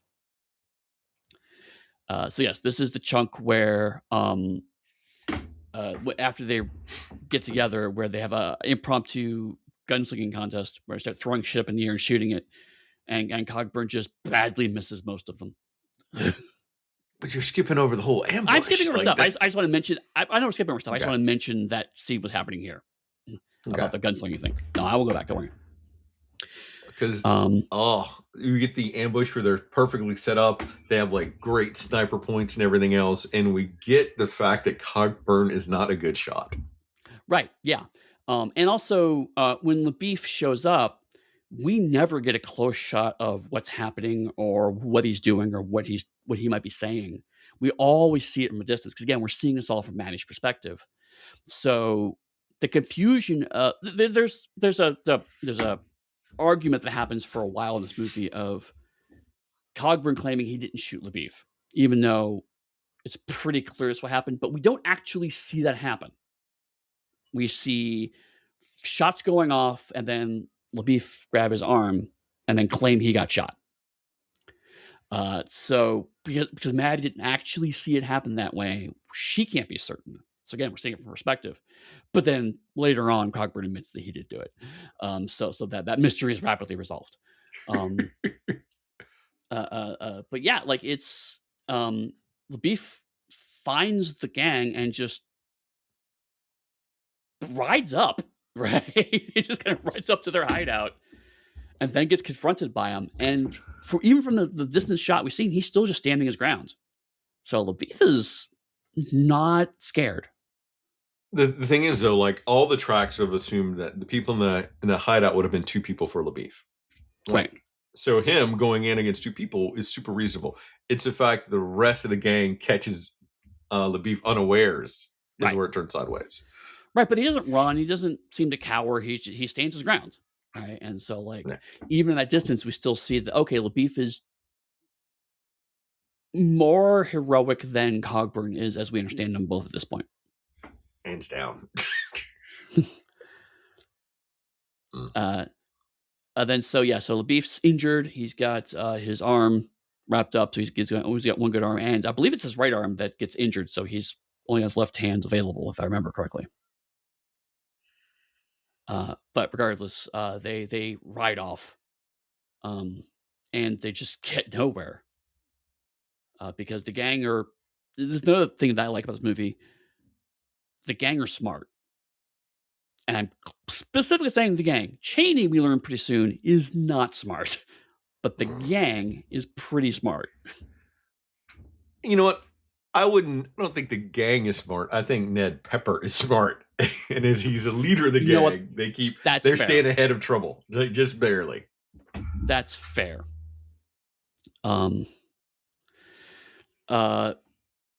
There's also during this time where they start arguing law because Cogburn basically wants to quit, and Maddie's trying to argue, and LaBeef's trying to argue to a certain degree, like you entered a contract, and then Maddie and LaBeef both start busting out legal Latin, and I just love this because it does a couple things. One, we know that Maddie is enamored with her lawyers, so the fact she knows certain legal phrases is not surprising to us, but she is still a 14-year-old girl, so it's somewhat surprising. And two, and that's something I know you've talked about a lot specifically with Haunted West, is that people at this time period were far more linguistically adept than we give them credit for. Yes, and then we are today. Yeah, absolutely, absolutely. Because people being taught Latin was not uncommon. And we also know how educated Maddie is because she's constantly commenting about Cogburn spelling. It's like, you don't spell right. like that. Yes. Right. Yeah, it's like you don't spell with a D or something at one point in time. But it does give a chance to show, though, how smart LaBeef is that we didn't know before. Right, and which is part of the turn here where Maddie starts to sympathize with LaBeef more than Cogburn, because because really what happens is like when they're both arguing after they start throwing Latin around, Cogburn pretty visibly gets frustrated because he doesn't understand the conversation, and that's to me it seems like that's one of the many reasons why he decides he wants to just ride off because like he's tired of being talked down to. And so the ribbing that happens in the earlier campfire scene, where it kind of came across like LaBeef was talking down and kind of bragging about all the stuff he could do, and Cogburn was not having any of it. We're now at a point where it's like maybe LaBeef genuinely can do all this stuff. And the reason Cogburn's so mad about it is because he can't. I can see that. Or it could be that he can't do it anymore. But this is also the point, though, we do get a story about Cogburn having like charged 7 guys or something on a horse that's dropped here, or right before here. So Right. one of his Yes. many Yes. stories about his own abilities. Yeah, and whereas before we had no context, it sounded like just bragging, but now it's like we've seen him face down 3 guys, and the only reason why he got injured was because he was shot by someone who's supposed to be helping him. No, I'm saying this is where Cogburn gives his story about having done in the past about being on Oh, a horseback, sorry. charging down like 6 or 7 other guys, Yeah, okay, setting up sorry. for later. I thought you were talking about LaBeef bragging about his arresting people. So yes, but you're right. Yes, The LaBeef's big brag was like his shot at 300 yards or something. Like right, those are their key brags that'll be important later. right, and so what's interesting, especially considering this is a remake of a John Wayne movie. What's interesting is that LaBeef is more the stereotypical Western protagonist than Cogburn is. And Cogburn keeps trying, well, no, I'm phrasing that. Cogburn keeps being pushed into areas where he's expected to act like a traditional Western protagonist and doesn't. He doesn't shoot down the rope when he sees someone hanging. He fails at shooting cornbread out of the air. But he's good at talking people into doing things, threatening them. He's good at finding people by social networking. He's good at investigative skills. But he's not good at Western protagonist stuff. That's the beef's ballywick. And Maddie, going by the legends she's heard, is more inclined to side with the person that she thinks is the typical Western protagonist. So it's wild to me that there's such complex characterization happening in this movie that was remade from 1969 movie, where I can only assume there's not this same level of deep characterization happening. That I don't remember, but I do remember they stayed together the whole time. So I think it's more of like a buddy comedy. Which I can totally see. My guess. I could totally see, like, because there is kind of an odd couple vibe between LaBeef and Cogburn. But at this point, because we're talking from Maddie's perspective, it's less about the dynamic between 2 men are important, but from Maddie's perspective, all she cares about is which one of these men will get the job done. Yeah. And so that's all she cares about. Anything else before the next chunk? I like their reconciliation conversation by the horses when it's just the 2 of them. And like he says, if reaffirming Cogburn's opinion that if I saw a way forward, I would happily keep going to do the mission, but I don't. Right. But he also knows Cogburn well enough that like when he's sober up tomorrow, he'll take you back to town. Like he knew those things about the character already from their brief times together. That's true. That's true. And again, to an earlier point, thank you for reminding me of this. LaBeef doesn't, even at the reconcile, LaBeef's like, yeah, but I'm not going with you. And in the moments, it's like, you reconcile. Movie logic tells me this is where you kind of stay with the gang. But he said way back at the beginning of the movie, I'm not going to babysit a child. He is the exact same character as he was an hour ago in the movie. Yep. He has not changed. Maddie's perspective of him has changed. But he is the exact same character the whole time. Eddie, do you mean the more that we learn about people, the more likely we are to like and understand them? Right, yes. And yet, and this movie does it, but it doesn't do it by the usual movie tropes, which is refreshing, frankly. Yeah. I love it. Anything else? Nah, ready to go. Okay. While retrieving water from a stream, Maddie happens upon Cheney. Thanos! Hawkeye shoots Thanos, Eddie. Oh my god, yes. I hadn't thought about that, but you're absolutely right. She shoots and wounds him, but her revolver misfires, allowing Cheney to take her hostage. Cogburn comes after her, and Ned Pepper convinces Cogburn to leave the area by threatening to kill Maddie. Pepper then departs with his gang, stating that someone will return with a horse for Cheney and instructing them not to harm Maddie while they wait. Cheney, musing that Pepper has abandoned him to be captured by the law, attempts to kill Maddie. LaBeef arrives and knocks Cheney unconscious, revealing that he and Cogburn reunited shortly after the initial gunfight. He was to rescue Maddie while Cogburn intercepted the gang in a 4-1 standoff. So we'll stop right before the actual standoff happens. I love Ned Pepper. He is so good. He's for such short screen time. He's so good.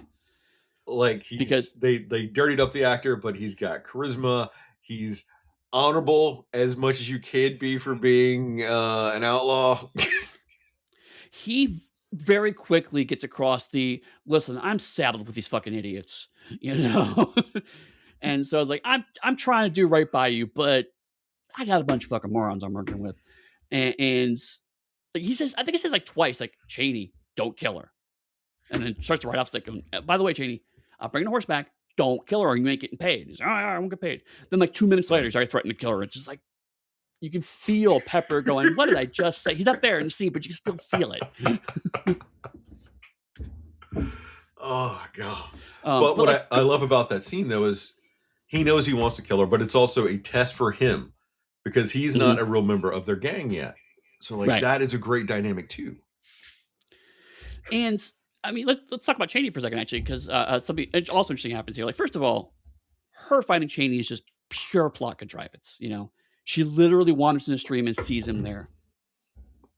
I'm not mad about this at all because thematically, it absolutely makes sense that Maddie is the person who finds Cheney because she is the one seeking him, right? So thematically, it makes sense that she finds him, even if it's by accident. But the other thing that's interesting that happens is, so everything we've been told is like he is this murderer. He is this horrible murderer. He's done horrible things. And so briefly, there's violence, but then he captures her, and then we see really quickly that like he's a patsy, right? He's a tool. He's if he killed her father, it was probably by accident or his own stupidity. And so again, because we're seeing this movie from Maddie's perspective, as he talks, she starts to realize what the object of her vengeance actually is as a person. Because up to this point in time, we had no context for him beyond what other people had said about him. And again, it recontextualizes a lot of, because Cogburn mostly, LaBeef, I think, comments to this fact, but Cogburn mostly seemed very unconcerned about how easy it would be to find Cheney. And until this context, it's like, oh, because he's so skilled at his job. But then we find out he's not that skilled at his job as we thought he was. And it's because Cheney's kind of an idiot. So that's why Cogburn might be easy to find, because he doesn't think Cheney's that smart. But Cheney is now hooked up with this other gang. And once he realized that gang was in a place, when Cogburn started to get more concerned about finding Cheney. And it's like, again, all these things that they were just casual references kind of start clicking into place in my head as I'm watching. Of like, oh, Cogburn knew all along how this was going to go, but we as the audience didn't have all the context until we actually see Pepper and Cheney. Yeah. And on one level, it could go back to where Maddie knew, though, that Cheney was a nitwit, because she said it to LaBeef early on, which is why she doubted LaBeef. But the thing is, LaBeef is not the social character. So he can't talk to people to find out things. He's literally been doing investigative work, which is why he's constantly behind Cheney, who keeps moving. So it's not diminishing his skill. It's just the fact that his skill takes a lot longer. And the fact that he's been able to track him up to now is a miracle of itself. That's a good point about Maddie making a straight comment about Cheney not being bright, but immediately at the time I did not think, actually, until you mentioned it, I didn't think of it, just because Maddie treats everyone like they're dumber than her, so I didn't actually catch it at the moment. But she knows that, God, what was it? She said something specifically, like her father tried to intervene when he was doing something stupid, and that's how her father got killed. And it was like over 2 gold pieces, which they recovered one so far.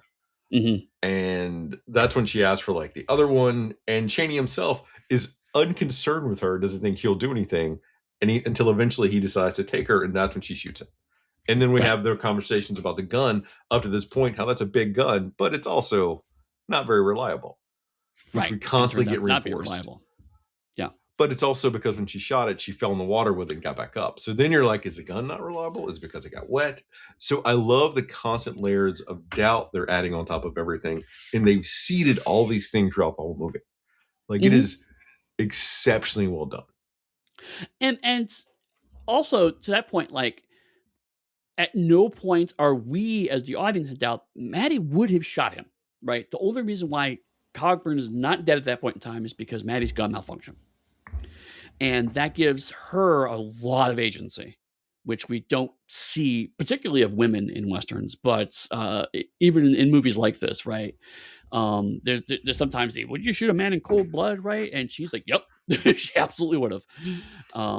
There's no moral wrangling on her part in that regard. She came here to do what she saw as justice, and that has not changed at any point in time in the movie. It's just that the men she hired, well, the man she hired, the man that came with her, and her gun all failed her. And the thing is that we have seen an evolution of her character, because at the start she just wanted him dead, and from here she tries to literally True. take him prisoner first. She gives him that option, which I think she would have got from LaBeef, and then Cogburn to take him alive. Right. But No, it's that's when fair. he decides that he won't be taken, he's going to take her. Then she says, "I'm not afraid to shoot you," and that's when we get that great exchange. Right, that's a good But point. then we That's a go good point. back to, once again, as a 13-year-old, she does not have the physical power to handle like a full grown ass man. That Right, is right. literally just science. That's And which goes back to like the title of the movie, right? Like, well, actually, let's talk about the title at the end, because how the title relates to the movie, I think, is interesting to talk about. But let's wait at the end of the movie. Anything else about this chunk before we wrap up? mm, no. This is also where we have LaBeef coming back. It is a nice. All right. Oh, that's what it was. You mentioned giving the movie the thing about like them stumbling on the stream again to each other. Right. I didn't have a problem with that, given the fact that we've seen how proficient Cogburn and LaBeef are, and they knew they were in the mountains. And if this is Right. the only river, the river would only have certain points where people could go to the river together. My biggest give I would give it would be that it was Cheney taking the horses to the river. But then I think about it, if Cheney is a low man of the totem pole in the gang, he would get all the shit work.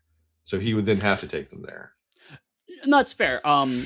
Maybe it's better to say that in the moment it feels like plot contrivance, but as we get more information and more context for stuff, how that happens feels more inevitable than convenient. Yeah. And I'm only coming to this opinion because watching it this time, hearing LaBeef talk about the river 2 or 3 different times throughout the film makes it land home, and how Maddie refused to go to the river early on. I'm not going to go to the river. Get your own damn water. And this time, Right. when he's drunk, oh, we also get the bit with the rope from last night. But also when he's drunk and she sees him, she goes down to the river to get them water to come back. So it shows an evolution of her character too. So it's all these beats that are like they've been built up. That's to. a good point. That's a good point. I hadn't thought about that. I like that. That's it. I'm done now. I'm Okay. good. Here's the rest of it. Cogburn and the outlaws charge each other, with Cogburn killing 2 gang members and forcing a third to flee before his own horse is shot and falls, trapping him. Alone and mortally wounded, Pepper prepares to execute Cogburn, but LaBeef shoots Pepper from 400 yards with his rifle. Cheney regains consciousness and knocks out LaBeef, but Maddie seizes the rifle and shoots Cheney dead. The recall knocks her into a snake den where she is bitten in the hand by a rattlesnake because she apparently ain't that small. Cogburn ropes in, shoots the snakes, and rescues Maddie, thanking LaBeef and promising to send help for him before departing with Maddie to reach a doctor. After their horse collapses from exhaustion, Cogburn shoots it and carries Maddie on foot to reach help. Despite staying with her until she's out of danger, Cogburn is gone by the time she regains consciousness and her arm is amputated. 25 years later, Maddie receives a letter from Cogburn inviting her to attend a traveling Wild West show in which he is performing. When she arrives at the show's location, she is informed by Cole Younger and Frank James that Cogburn had died 3 days earlier. Maddie, who never married, has Cogburn's body moved to her family cemetery in Yale County, Arkansas. She does not know what came of LaBeef, musing that, quote, time gets away from us, end quote. Yep. And this is where all those character changes and bits and pieces kind of all click into place as we see the characters acting in something closer to heroic ways, but they still feel consistent for all their respective characters. Again, LaBeef's bragging turns out to just be stating fact. He just is that damn good, right?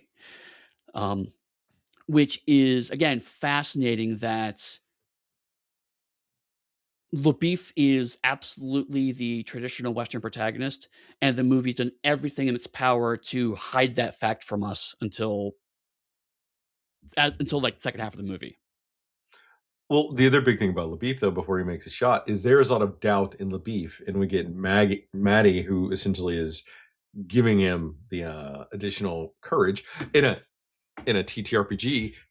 She gave him an aid that gave him like a +2 or a +20% if you're playing Haunted West to his rifle skill roll. Right, exactly. Yes, because it's her. It's ultimately her movie, so she has to be involved in some way.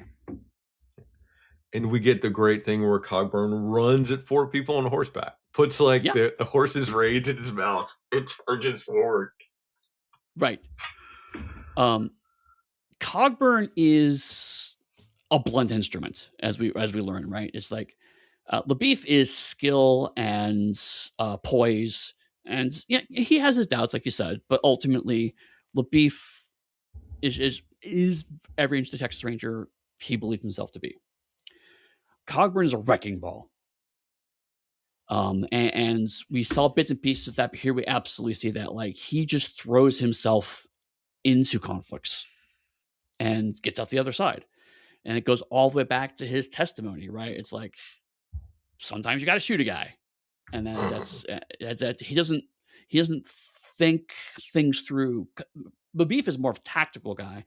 Cogburn is just, there's 3 guys in front of me. I'll run right through them. That's his strategy. He's not stupid. He's very, very smart, but he's cunning to LaBeef's intellect, if that makes sense. Mm-hmm. And so when Maddie actually shoots Cheney, though, all right. So LaBeef showed up. When LaBeef showed up, he said, "Watch out for that." And he points out like this big ass cavern, right, that's right there in the movie. And then he goes about and shoots him. Now, from my understanding, Glenn Campbell gets killed here after he takes a shot. Like that hit to the head with the rock kills, okay. I think, Glenn Campbell in the other movie. Okay. But we get Maddie, who has a choice about executing revenge or not, and she chooses revenge, and she gets to kill him. But then she also spirals into the abyss. Eddy is where she literally falls into the abyss after revenge. Yeah, this is subtle, definitely right? Subtle, right? Yeah. We're now moving into El Topo levels of let's be on the bush here. It's like literally after you enact vengeance, you are punished. So it's like it's not subtle, but it's still a shock, right? Because again, it's one of those things that in retrospect it makes total sense. A 14-year-old girl carrying a rifle is gonna get blown back, and they're on treacherous ground. And she fell in the place that you pointed out. LaBeef said, "Don't go there." So it shouldn't be a surprise, but it's still like you don't get any moments to enjoy the vengeance. The second it happens, she's already in peril. Yeah. Right. And which again thematically feels good because this is Maddie's story. So like she doesn't get a chance to enjoy it, which means ultimately she never enjoys it because that was not the point. She thought she would feel better afterwards, and she literally lost her arm as a result. And that's when we go back to all of our snake talk, which is great because we build up snakes. Snakes are fucking scary. Right. I mean, the only other trope at this point in time we need to check off is quicksand. I think we've got the whole trifecta, right? But still, because they built it up, and it was buried in all these tall tales and braggadocio, that it's like, no, they have a valid point. This is a danger, and you felt let's come to it. And because both Cogburn and LaBeef knew the dangers of snakes, which is why Cogburn just races in and goes to grab her. It feels earned because he has the whole movie explains the problems with snakes, and so like of course he's gonna be getting there as fast as possible because he knows. And we see her like cut the X over her hand and try to suck the venom out.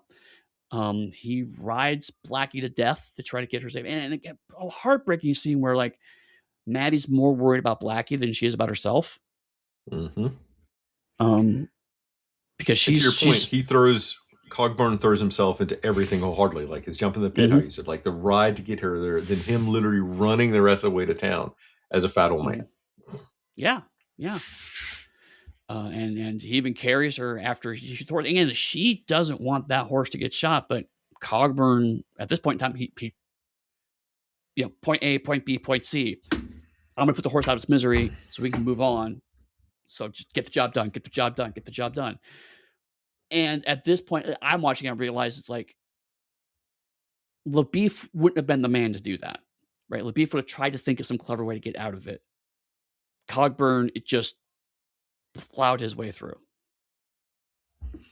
And part of it though is like the horse belonged to her father, and so that essentially the last part of her father from here that's dead Mm-hmm. now, because she Yep. also would have had to lost her father's saddle that she negotiated to get back that was on Blackie to get back to town, because Cogburn just needs to save her, not the memories. Right, right. And again, it's this whole thing of like, you lost all of us because of your need for vengeance. Mm-hmm. What do you think about the epilogue, the 25 years later bit? Well, and if I'm right in the entire book is a flashback. So essentially, this is just the Okay. flashback of the movie, which I love more so than having started with that to then making a flashback. I'd rather know the end of everything. It was a flashback. I mean, we do hear adult Maddie's voice very briefly at the beginning, which I only know because the subtitles say adult Maddie. But it was like 2 or 3 lines. So like you could just forget that as the whole thing being a flashback. Yeah. I like the epilogue because I can't remember this how the book ends, but it shows you the cost of true grit, really. Like she Right. sacrificed all these things for this one thing that she thought was the most important, and she never wavered from it. And now she's paying for the repercussions. And so potentially ruined a life that could have been happier, but she got what she wanted. And for Mm. anything that you do, you have to sacrifice for it. And she made those sacrifices. And the thing is, the character is reflective on her life, but she's not, what's the word I'm looking for? Regretful. Yes. Yeah, that was kind of my vibe. At first, I was like, "This is such a downer," but I realized that that's kind of the point of like, this is not a vengeance story that was going to end with a happy conclusion. And the bitterness of maybe getting to reconcile is the wrong word, just to reconnect with Cogburn after 25 years and maybe have one last moment together, and that's taken from her, and then she just never sees the beef again. Um, it's a kick in the teeth, right? But to your point, like that this is all the price that she paid for that, and she just in no way, shape, or form seems regretful of it. She just bears it. She just pays that price. And she even deals with like the ridicule of her neighbors and everything else, because it says like she moved Mhm, his body there to like on her land, which lets you know that the land, everything her father did, she has prospered and has grown mhm, over those 25 years. So she's very successful, but still at a cost. right. So since we're at the end of the movie, to go back to it, the title, right? Like again, I've not seen the original '69 version, but I suspect the title was implied in the '69 version to be Cogburn has true grit. From this movie, all 3 characters have very different forms of grit, and each of those plays out in different ways, right? Like Maddie has just iron willpower. She's just a staggering amount of willpower. And even when she briefly loses control, when the horse is shot and killed, even that is pretty quickly subsumed. She has complete control over herself and her environment. Cogburn has just the grit of the tenacious, right? He just keeps, like I said before, he stumbles in, he wrecks through, he just gets it done. Doesn't matter what it takes. And LaBeef has the grit of the skilled, the competent. It's the he keeps it together because he can rely on his training to get him through. And I found that fascinating because I didn't know what the movie's title was necessarily a reference to. But as I watched it, I realized, oh, it actually refers to all 3 of these characters in different ways. I I can see that. I know that people. This is kind of a coming of age story, essentially, to some aspects, Sure. but I think the title firmly rests on Maddie because Maddie never breaks throughout the entire course of the film. Hmm. The others break a couple different times. Like when Cogburn totally gives up, he broke. I think LaBeef breaks a couple different times. Maddie never breaks during this film. Like Entirely fair. Right. she would be the best Green Lantern ever. Oh, she absolutely would. Right. And like, if you had to pick a character that had true grit, obviously it's Maddie. I completely agree with you on that. Um, so like, I bring it up also because weirdly, while I've talked through again, I'm not seeing 69 movie, but like I could see kind of how decisions are made to make a movie in 69 that how deeply it undercuts the message of the movie because if you look at the novel and assume and this and everything you told me, like this movie is very close to the novel. Look at that novel and go, "Oh, Cogburn's the character with true grit." It's like I don't know what novel you've read. It's very clear which character has it, but I could see in '69 that was not going to play well with audiences. 2010, we have a very different audience who could fully accept the 14-year-old girl is the one that actually has the most grit of all of the characters on the screen. Absolutely. And to some extent, though, it goes back to their touchstone. Her grit is more actually than just the invulnerability of youth because she watched that evaporate a couple different times through the film, Hmm. and she still never broke. Like that is an amazing character, Yeah, and yeah. Haley Steinfeld's ability to convey that throughout the entire character still staggering. Like I think this is still her best movie, and she's done some great I stuff. honestly, yeah. I've seen her in a few different things. I mean, I make the Hawkeye joke just because we all know I love Hawkeye, but like, uh, uh, I liked her way better in this than any of those stuff. She's good in Sinners, Which but like this is a different type of film, and right. as Gwen Stacy, but we will not discuss her tour de force with Bumblebee. Oh I think God, she I was also forgot in she's. the Pitch Perfect movies too, if memory serves. Yeah, I forgot she was a Bumblebee. Um, She's a star of Bumblebee, Eddie. Well, no, all right, for you, Bumblebee's a star. I got it because you're a Transformers person. no, She's the no. human star of the movie. The first 5 minutes of Bumblebee is the star of Bumblebee. Everything that happens after Cybertron just exists. But no, I mean, like to your point, yeah, like I liked her in Sinners too, but also she's a much more mature actor in Sinners. She's clearly got some work under her. She it's what 10 years of experience at that point in time. And so it's a different kind of performance than this. This is just a very for such a subdued character. Raw is kind of not the right word, but it's the closest I can get. Right? It's a very blunt performance in a good way. There's nuance, there's subtlety there, but you never confused where she is emotionally in her journey. All the other characters have complicated journeys. Her journey is pretty straightforward, but not in a reductive way. There's a lot of stuff happening. It's like Duck, the duck splashed at the top and is churning underneath. That's very much the vibe. It's like she's got a lot going on. We see what's going on and we know why it's going on. But she's like, railroad. I'm going in this direction. This is the direction I'm going in. Everyone else better get the hell out of my way. I think that's a good point to end it on. Yeah.